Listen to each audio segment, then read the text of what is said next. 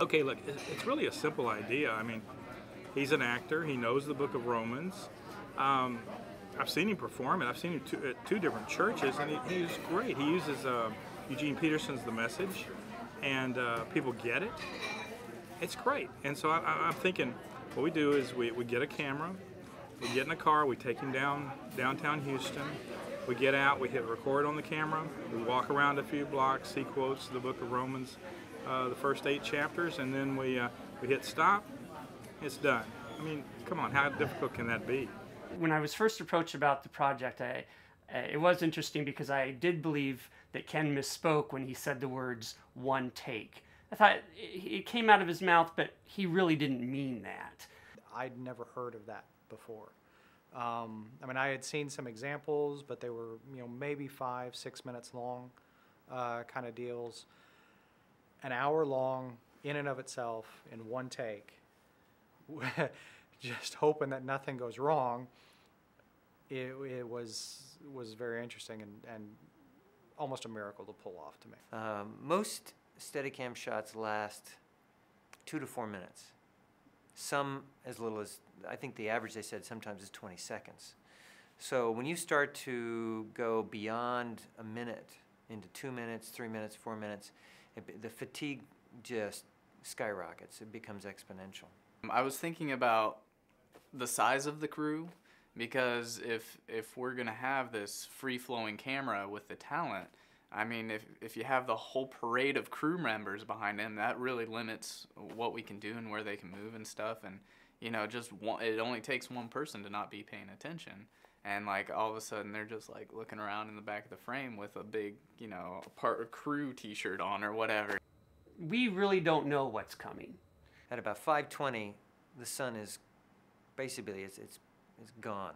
What if we delay too long and it starts getting dark, and all of a sudden my focus point all of a sudden compresses, and now I'm working within this tiny little range of error. What if the weather doesn't hold out? What if our police officer doesn't show up? What if the talent doesn't feel well? What if in the middle of his deal he forgets his lines? Everybody here is watching somebody else. Everyone else has the next layer below them, and everybody's working for the same goal. If you have that kind of team built, you can build about anything. You can make about anything happen. I chose to be a part of this because I came from a film background where everything is pre-planned and set up, and there's this big team effort. There's this big collaboration between what the camera guy is doing with what the sound guy is doing and what the talent is doing. And I just love that concept of collaboration. Rarely do we get to do a project that's on that scale of everyone relying on everyone else to do exactly what they need to do. So I was very excited about that, and I was also excited about having being able to express my faith via my personal passion. It was really remarkable how fast it all came together, and seemed kind of smooth for a while. And then about 12 hours before we were supposed to film, with everybody in place, this amazing cinematographer that we had, the whole crew was set, we had the permits, everything was there, and I get this text from Chip saying that he's really sick. That was the first time I really started to feel the attack. 12 hours before the shoot, I was very ill, suddenly ill. And, I'll tell you that I believe that this project happened because people were praying for me. I remember that I texted Ken and I told him the condition that I was suddenly in, and he got prayers going from coast to coast. And I believe without those prayers, that this project would not have happened. I believe the reality of the spiritual attacks that were happening to stop this project, and that without God's strength, none of it would have been able to get done.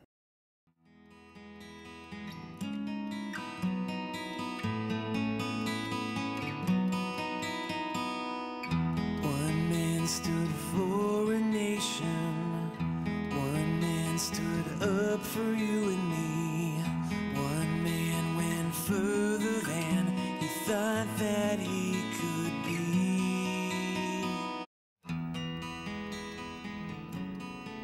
I, Paul, am a devoted slave of Jesus Christ, on assignment, authorized as an apostle to proclaim God's words and acts. I write this letter to all Christians in Rome, God's friends. The sacred writings contain preliminary reports by the prophets on God's Son. His descent from David roots him into history. His unique identity as the Son of God was shown by the Spirit when Jesus was raised from the dead, setting him apart as Messiah, our Master. And through him, we receive both the generous gift of this life and the urgent task of passing it on to others who receive it by entering into obedient trust in Jesus. And I greet you now with all the generosity of God our Father and Master, Jesus. I thank God through Jesus for every single one of you. That's first. People everywhere keep telling me of your lives of faith, and every time I hear them, I thank Him. And God, whom I so love to serve,